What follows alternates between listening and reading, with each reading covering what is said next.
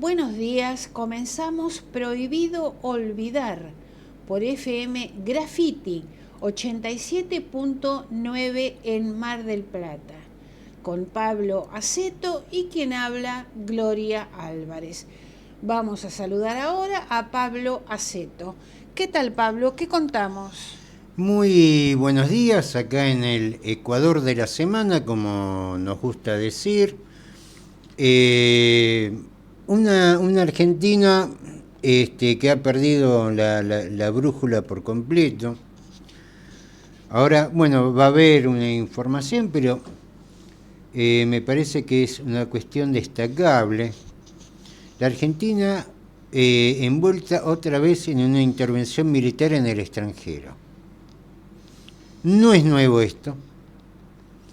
Pasó durante el proceso militar con el envío de asesores, me mandaban soldados, a Nicaragua para apoyar a los contras.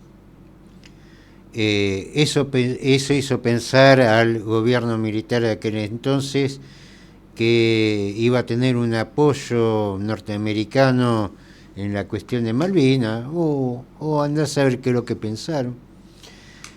Hay una nueva intervención militar después durante el gobierno de Macri, que fue en los sucesos de golpe de Estado. Recordarán que Evo Morales tuvo que ir a México, después vino a la Argentina.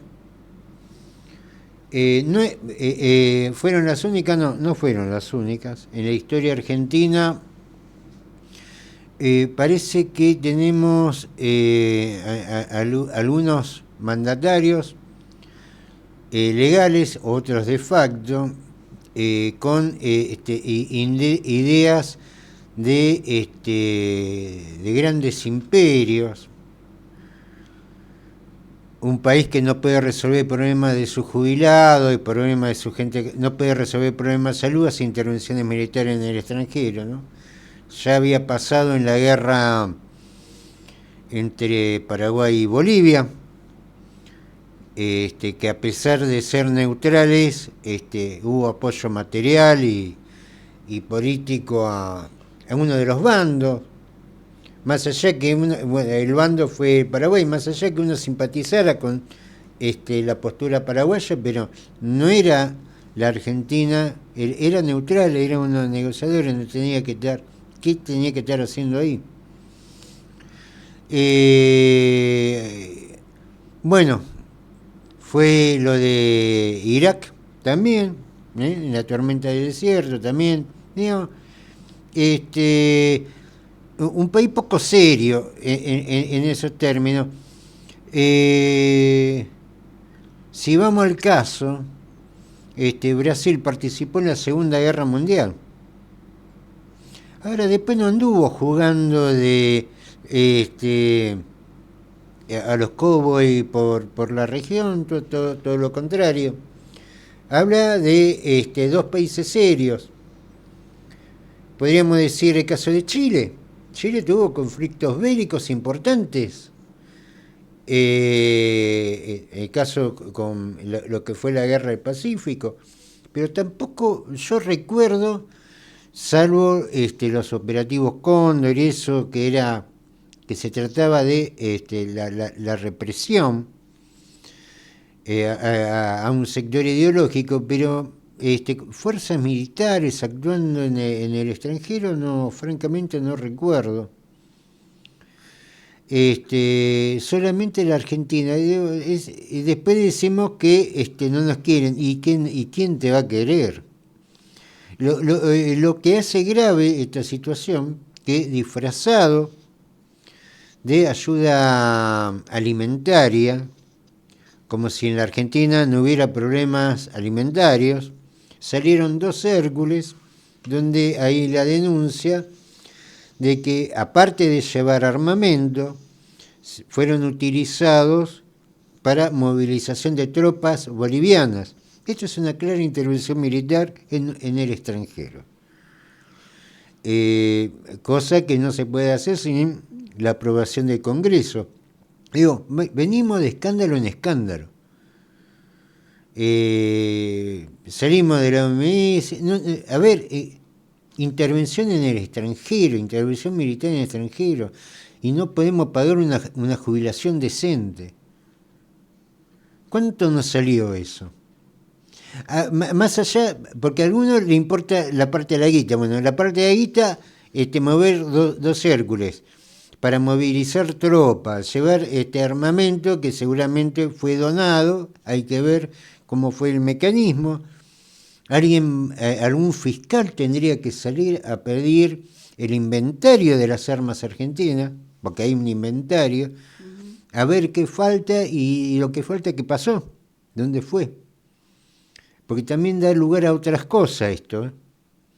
Dan lugar a otro manejo, porque munición, los mismos artefactos de disparo, por más que sea gas lacrimógeno, sale dinero eso.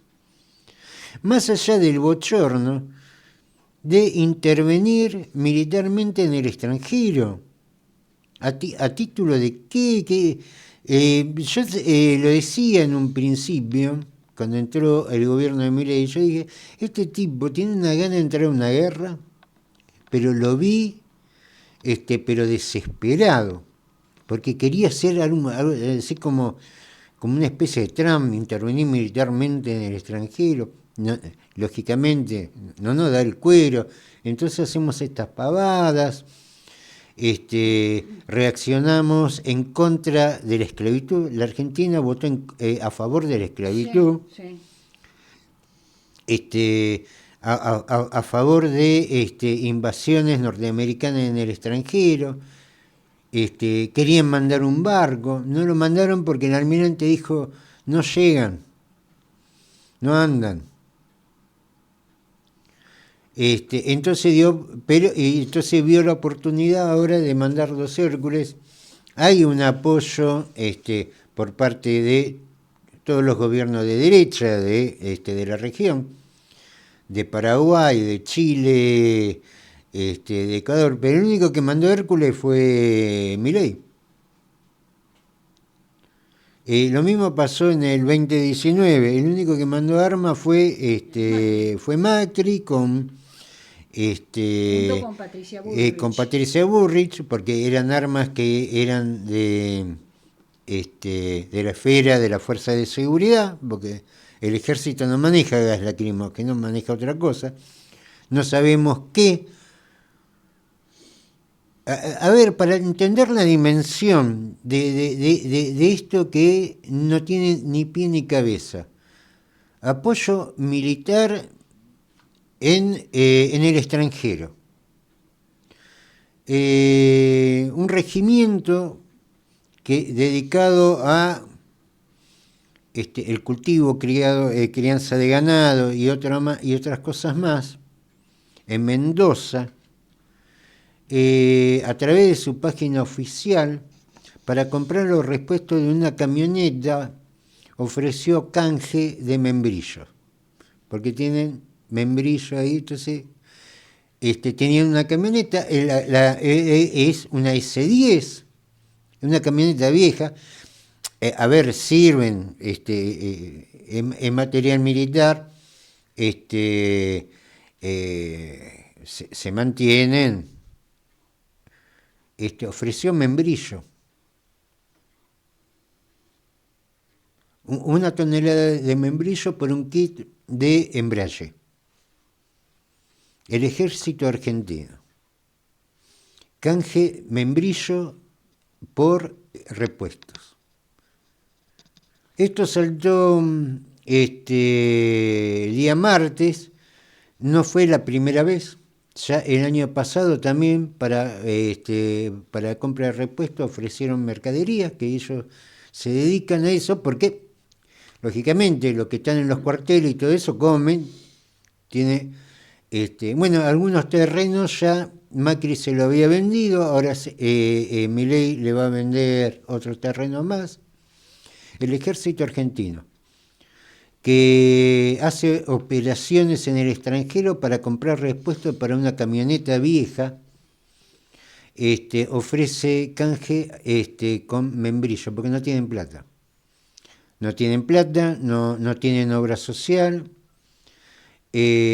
Algunos dicen, en las Fuerzas Armadas hay hambre en las Fuerzas Armadas.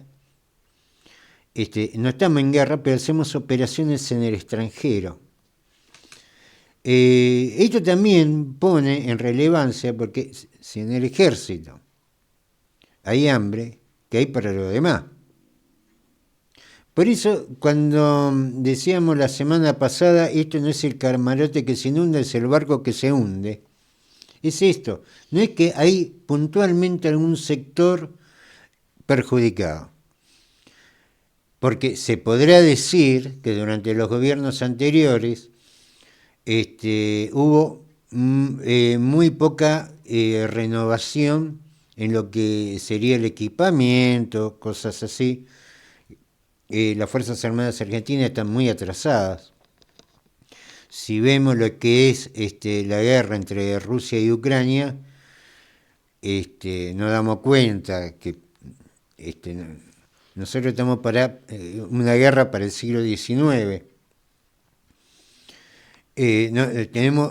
Somos incapaces de defendernos, digamos las cosas como son. Cuando vemos que Irán derribó 40 aviones norteamericanos, nos damos cuenta que eso que decía Lula, mire, armémonos porque nos van a invadir en cualquier momento, y nosotros estamos para arreglar una camioneta que es la que usan ellos para el trabajo diario, de lo que es cultivo, no estamos hablando, tienen que hacer un caje con membrillo, fíjense cómo estamos. No sé, si nos invaden, lo atacaremos con los membrillos. Le vamos a provocar acidez estomacal al enemigo, no sé qué es lo qué sentido tiene esto. Por eso esa idea de que no es el camarote que se inunda, es el barco que se hunde, porque cuando vos ves que todos los camarotes se inundan, ¿no?, se están yendo a pique con el barco, y el barco es el país, y acá lo estamos viendo. Esto no es que haya hambre en el ejército, es más grave que haya hambre en los jubilados, no. Estamos planteando una situación que está generalizada, que por lo menos uno puede decir de los gobiernos anteriores, che, mirá, la verdad, un desastre, pero por lo menos tenían obra social. Ahora no tienen obra social, no tienen repuesto, van al canje. La verdad, el país está viviendo una tragedia. Bolivia, a los 6 meses ya la gente está en la calle. Se está esperando para el miércoles la llegada de los cerros, de los mineros, que ya vienen bastante calentitos los muchachos, que se sumarían a la protesta del sector agrícola de Bolivia. Están ahí rodeando La Paz. La Paz está sitiada, la ciudad de La Paz, por básicamente una dirigencia sindical que poco tiene que ver con la dirigencia sindical argentina. Dicho sea de paso, no sé si pasó algo con la CGT, alguien secuestró a nuestro dirigente sindical. Yo vi que hoy estaban preocupados por la pesca, la CGT de Mar del Plata. Se sentaron, estaba ahí una foto, todo con cabeza agacha, estaban preocupados por la pesca. Después se fueron a la casa, preocupados, eso sí, digo, que, digamos, como para que vean la diferencia entre una dirigencia sindical. Le digo, muchos de esos sindicatos habían apoyado al actual gobierno. Digamos, la mayoría de los sindicatos que están bloqueando hoy La Paz habían apoyado al actual gobierno.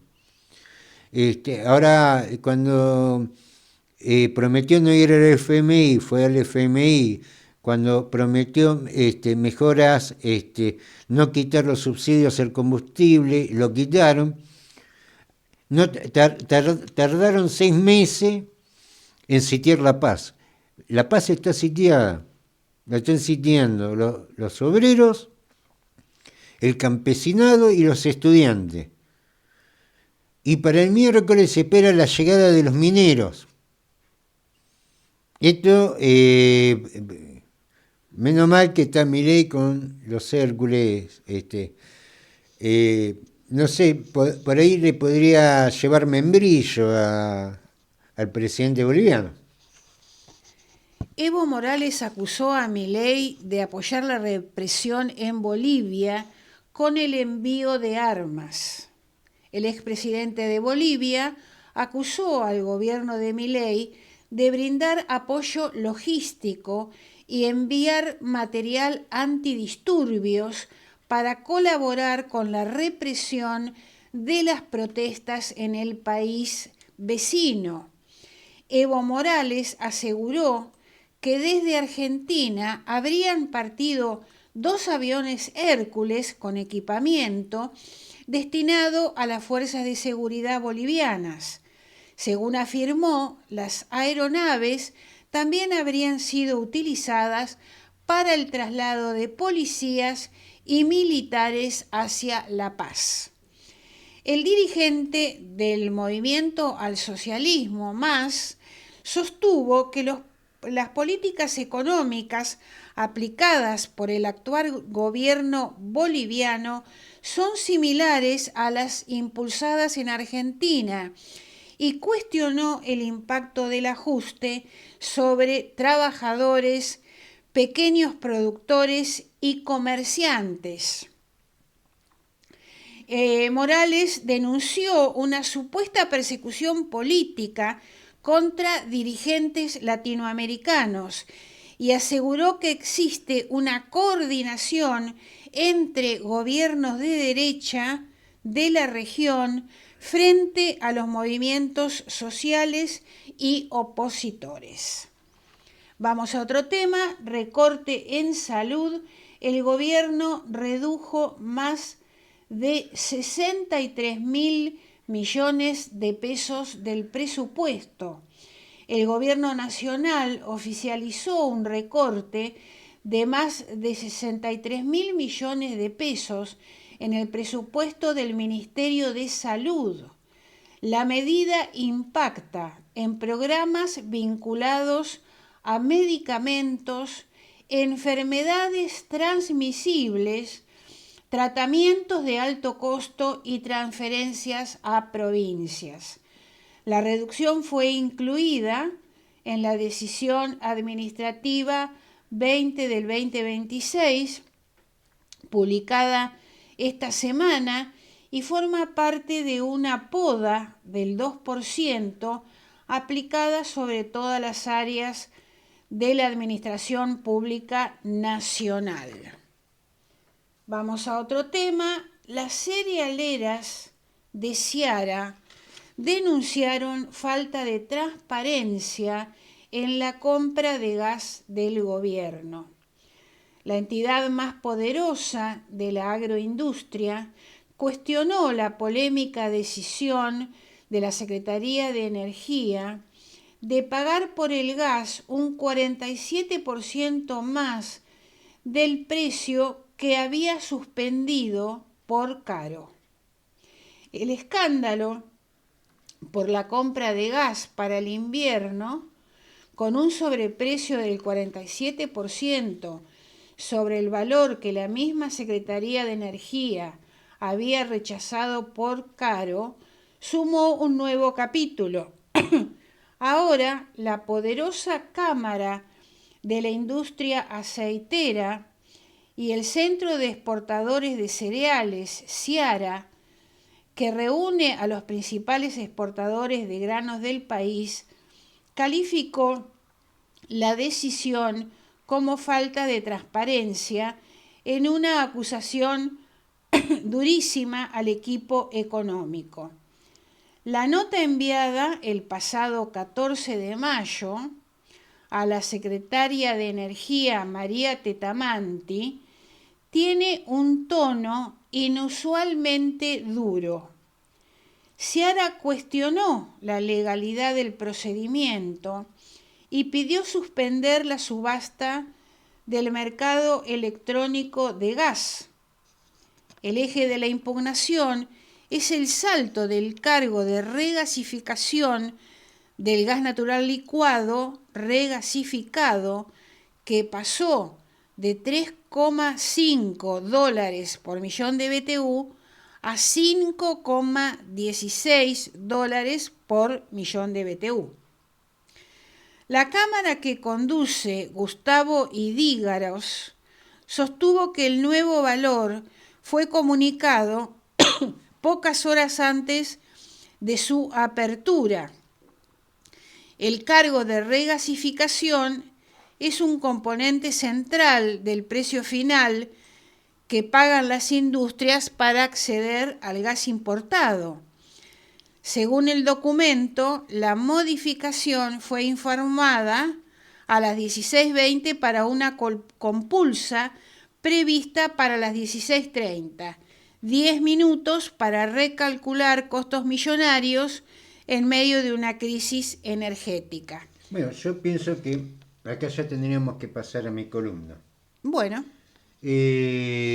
hay ¿qué es lo que está denunciando Ciara? Que esto es un componente, es un negociado donde alguien se benefició en el camino. Nosotros ya habíamos hecho todo un programa de esto, ya hace un par de meses, anticipando esto.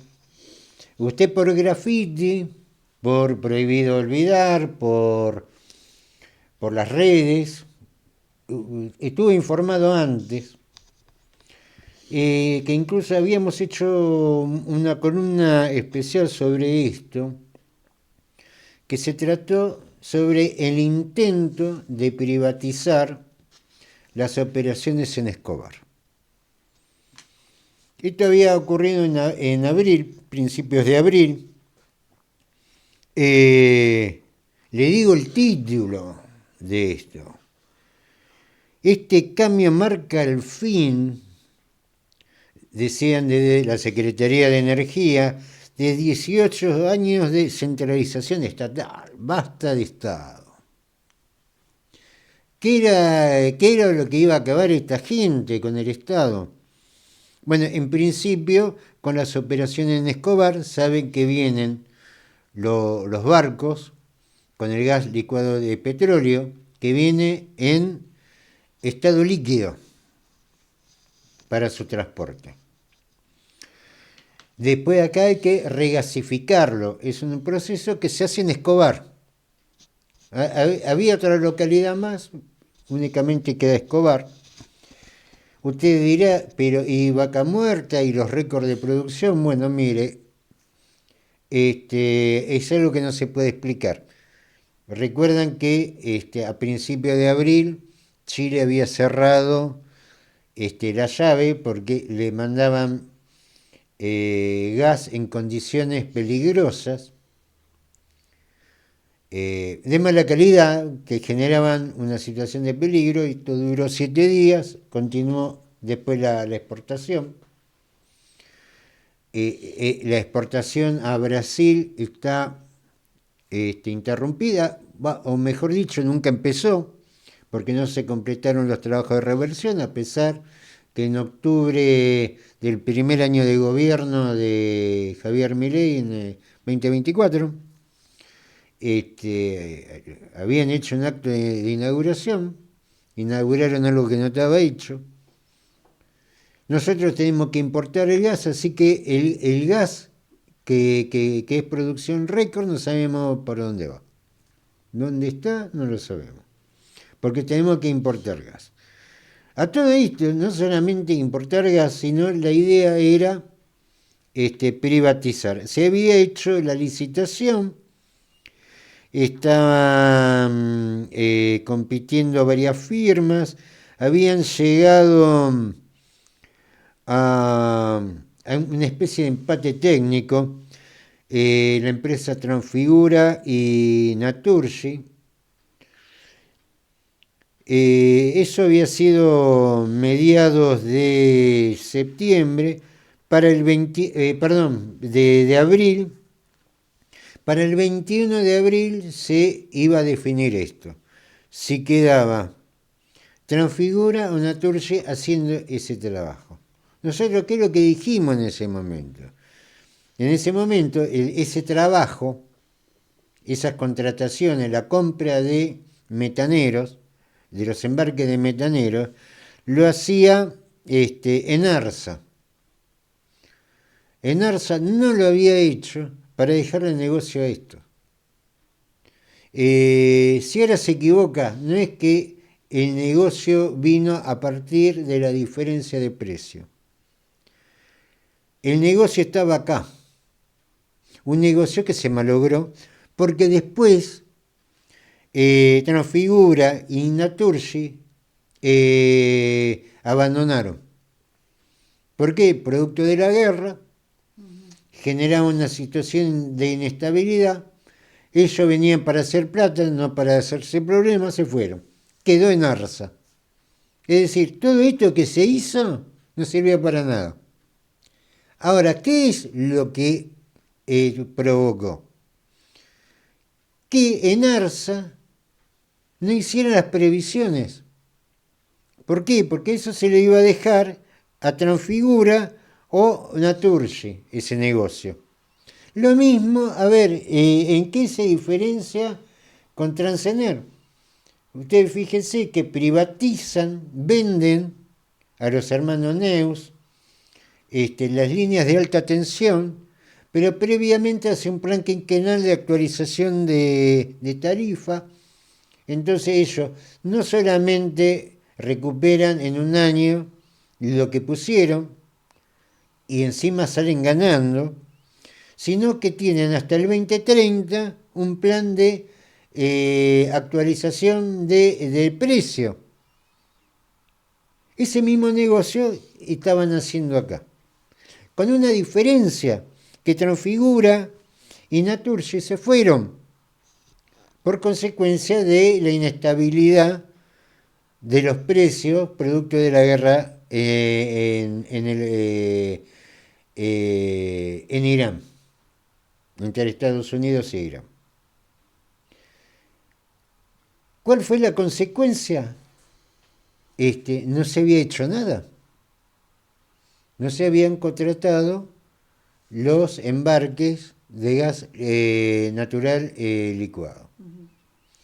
Como habíamos dicho, en la previsión en esto, que son los contratos a largo plazo.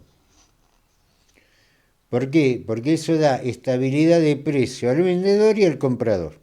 Vos cuando comprás en el mercado spot, en el mercado a la vista, es el precio que está en ese momento.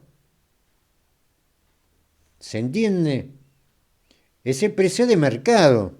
No es algo que vos contrataste en el tiempo y mantuviste un margen de precio, donde el vendedor se asegura la venta, porque no se puede andar por el mundo con un metanero que si lo compra, que si lo vendo, ya sabe, ya los barcos ya salen cargados, los tienen planificados, es una ganancia. Ahora el mercado spot, el mercado a la vista, tiene el precio internacional, porque aparte, viste, por ahí está el barco parado en medio del mar esperando que alguien lo compre, esos gastos alguien los tiene que pagar. Entonces, ¿qué es lo que sucede? Sale Enarsa, caída la licitación, a comprar el gas que faltaba. Había hecho un primer embarque. Recuerden que con el primer frío de abril ya nos quedamos sin gas. Ya nos quedamos sin gas.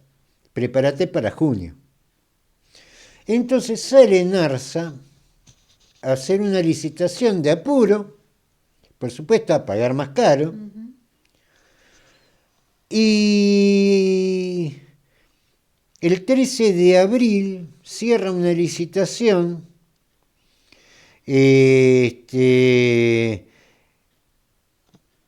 licitación privada se llama.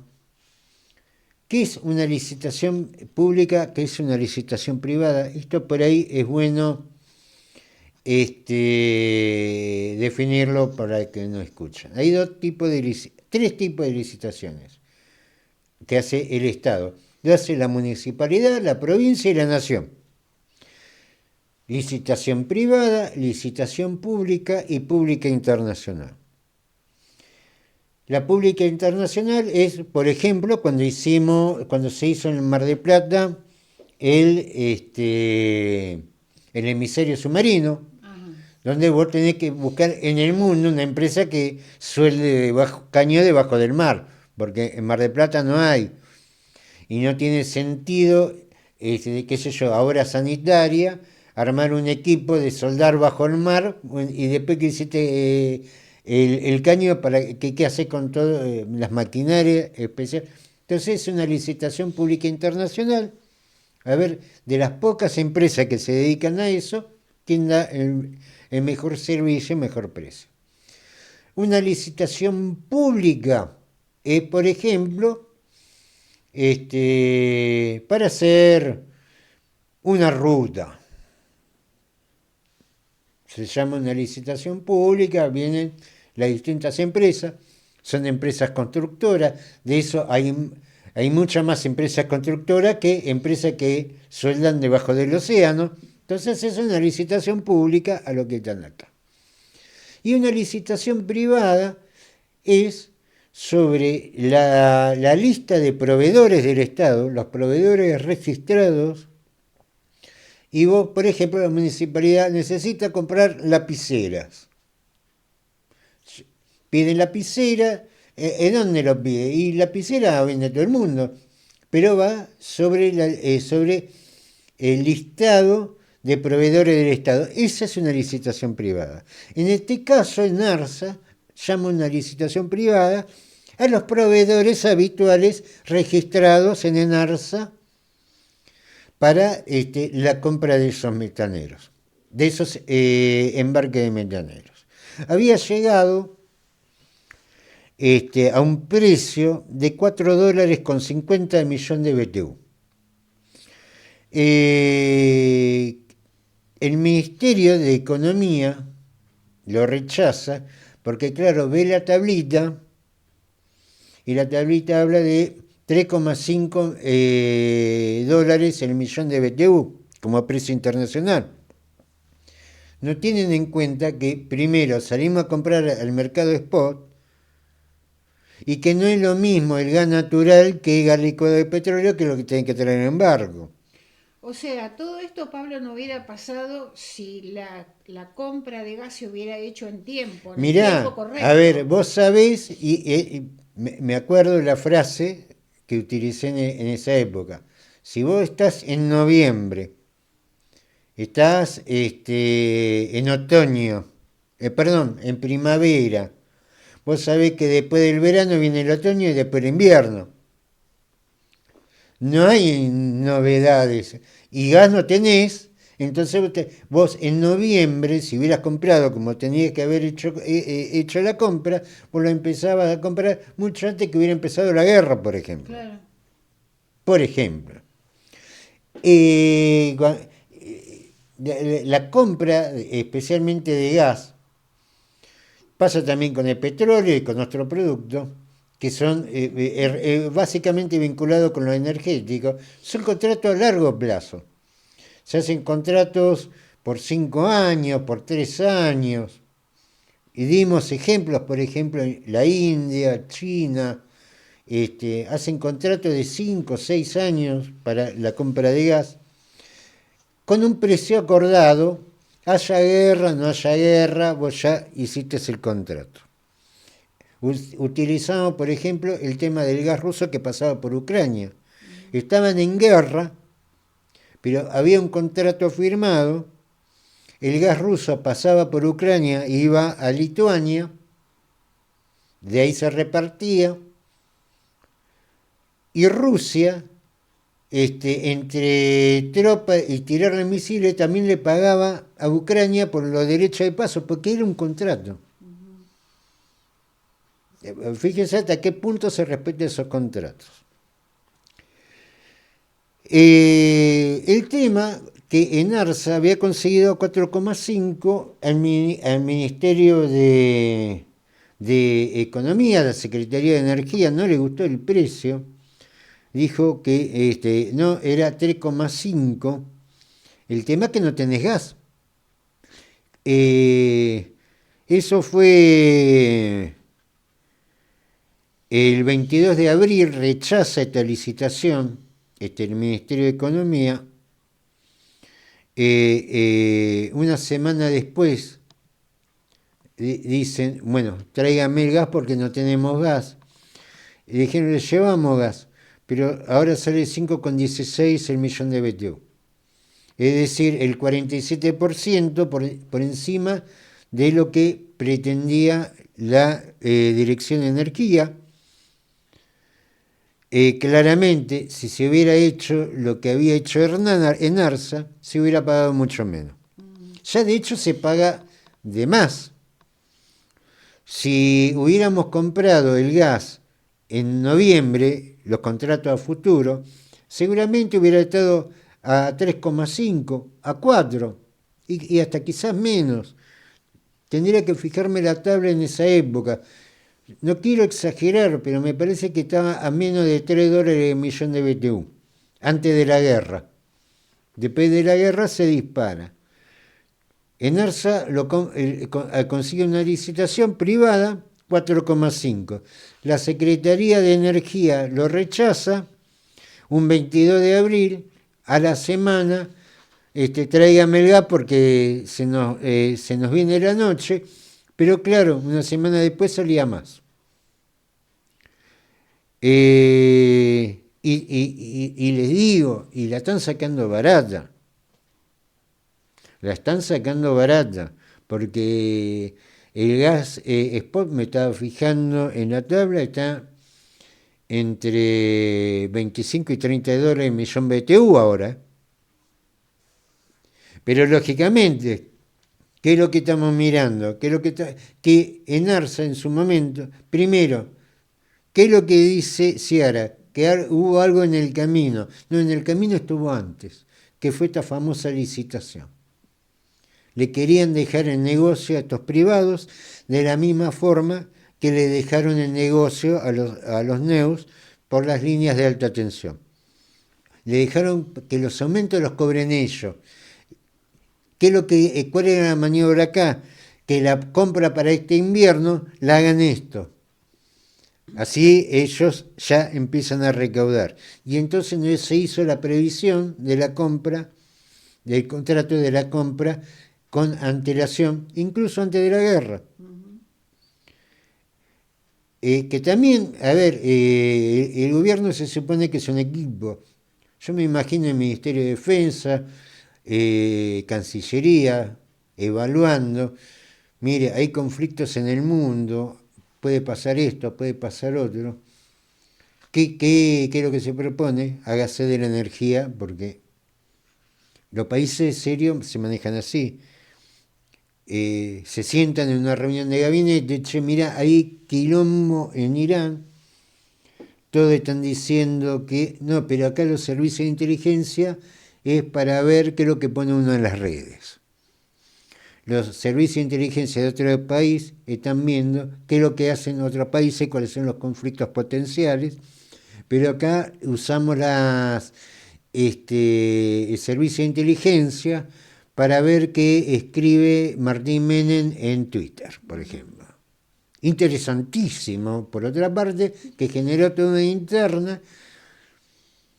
Mientras todos los servicios de inteligencia estaban viendo, entre ellos los chinos, qué es lo que estaba pasando para hacer su previsión. Antes de la guerra, China compró petróleo y gas como si fuera la última vez, como si se terminara el mañana. Y nosotros tenemos el servicio de inteligencia averiguando a ver qué puso Carlos Menem, no, perdón, Martín. Martín Menem en un Twitter. Es increíble esto. O viendo con quién habló por teléfono Elisa Carrió, por ejemplo, que debe ser algo interesantísimo. Tenemos, la verdad que los servicios de inteligencia argentinos se pueden dedicar a poner un programa de chismes. Eso no es inteligencia, eso es Viviana Canosa. Es real haciendo intratable. Bueno, mientras nuestro servicio de inteligencia se dedica a ver qué escribe Martín Menem en los Twitter,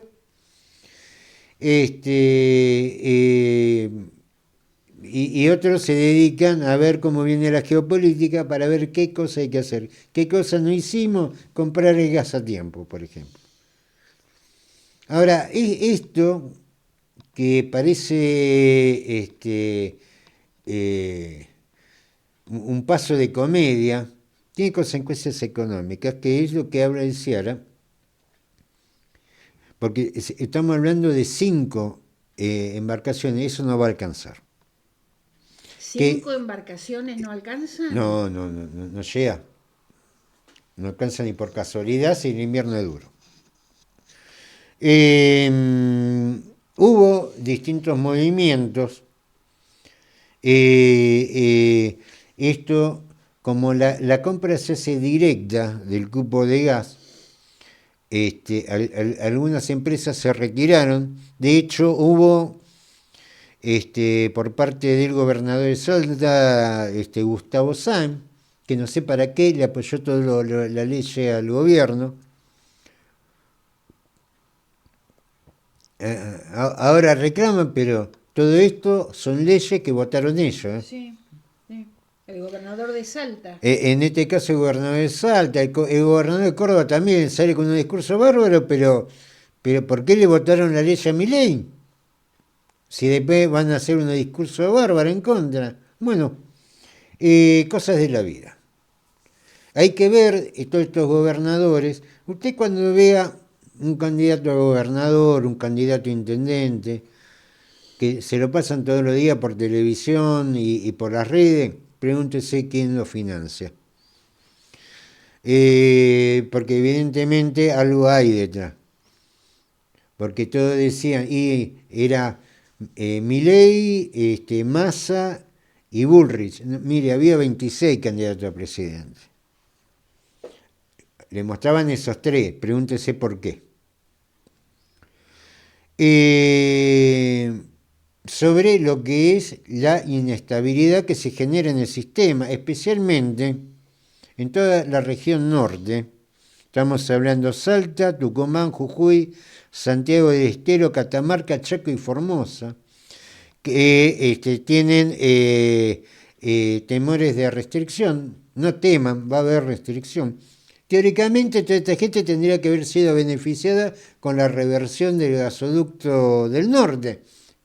La reversión no hubo, tampoco la previsión de compra futuro, y hubo un movimiento donde no todos rechazaron lo que dice Ciara, participar en la compulsa. Hubo quienes sí se hicieron ya del gas, a pesar de que está más caro. Las distribuidoras eléctricas. Transfigura terminó quedándose con 5 cargamentos en una jugada inesperada. ¿Por qué Transfigura se queda con el cargamento? Porque después lo van a vender ellos más caro. Es decir, esto es la joda. Esto es la joda. Privados se hicieron del gas para después ellos venderlo, más caro.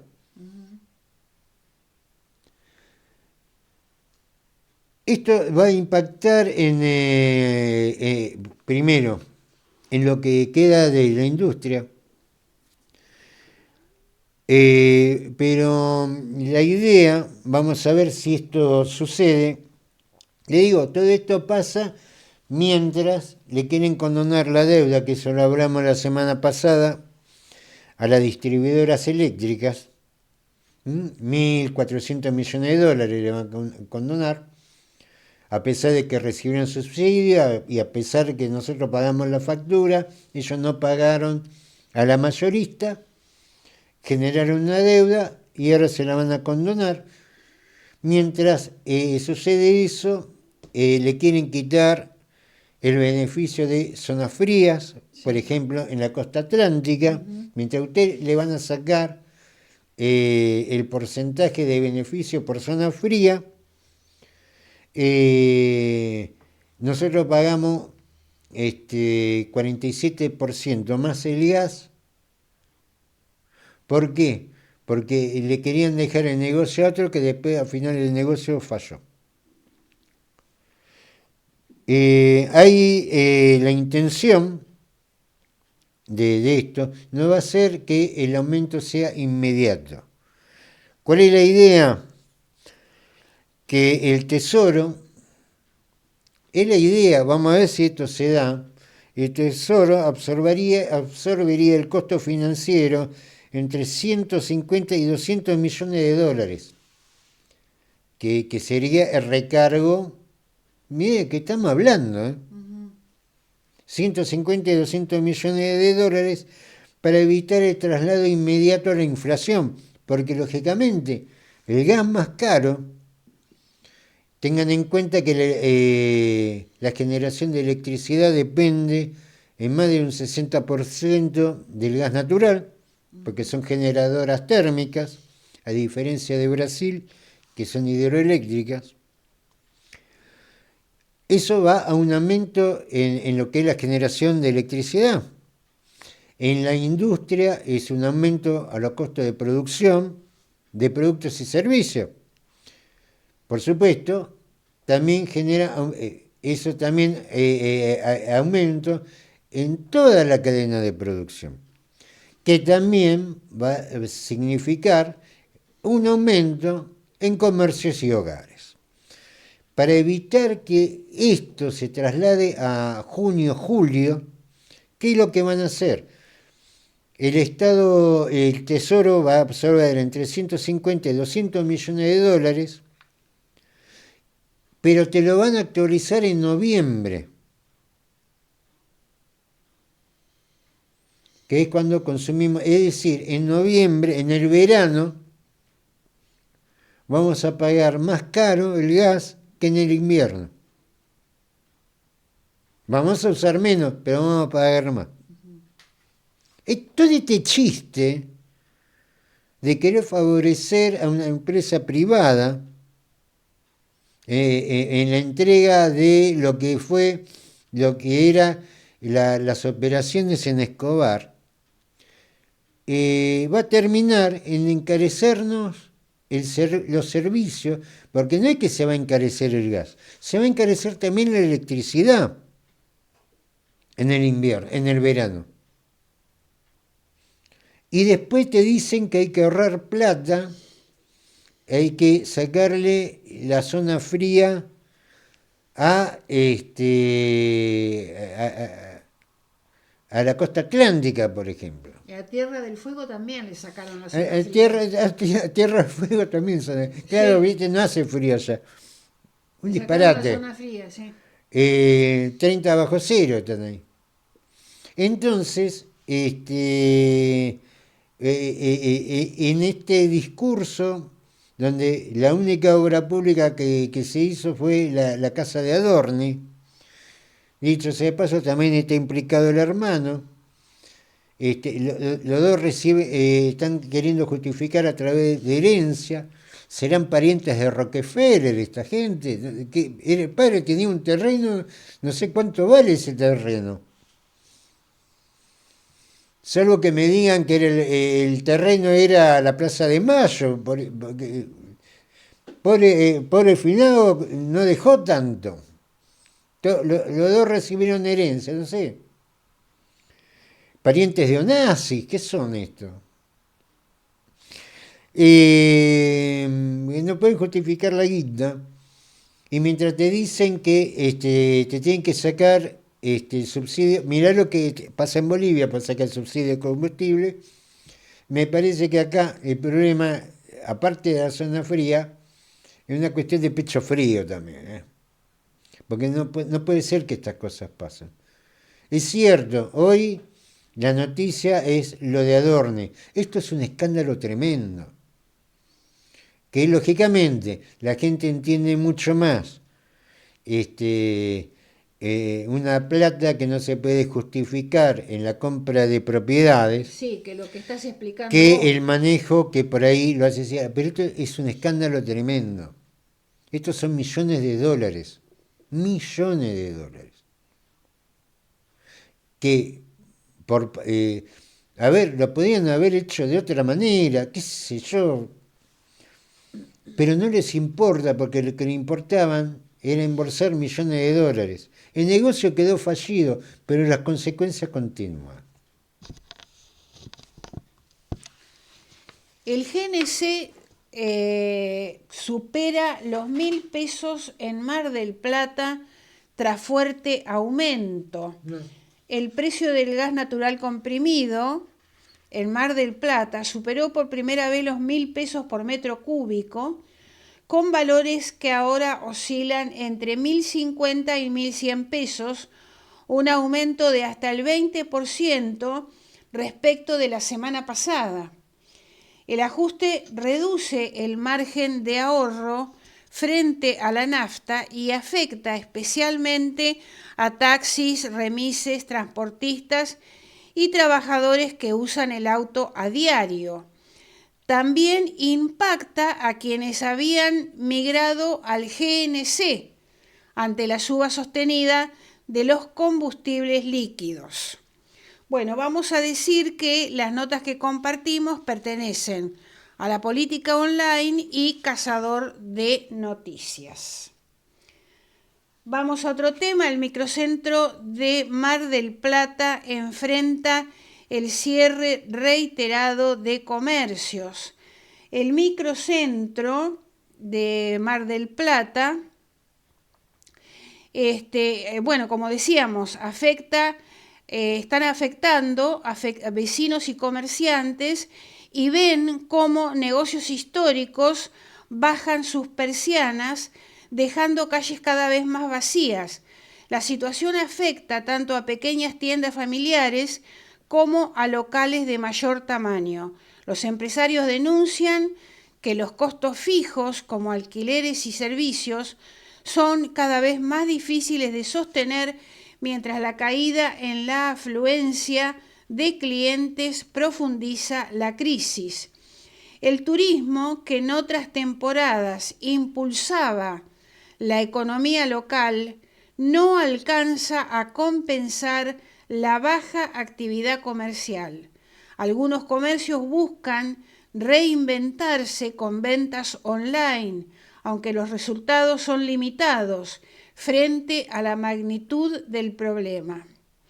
Los cierres impactan directamente en el empleo, dejando a trabajadores sin ingresos y disminuyendo la vitalidad y seguridad del microcentro. Advierten que esta situación podría generar un efecto dominó, afectando aún más la economía local. La municipalidad asegura estar trabajando en programas de apoyo a pymes, pero muchos comerciantes consideran que las medidas llegan tarde y resultan insuficientes. Vecinos y comerciantes reclaman planificación y estrategias concretas para reactivar la zona.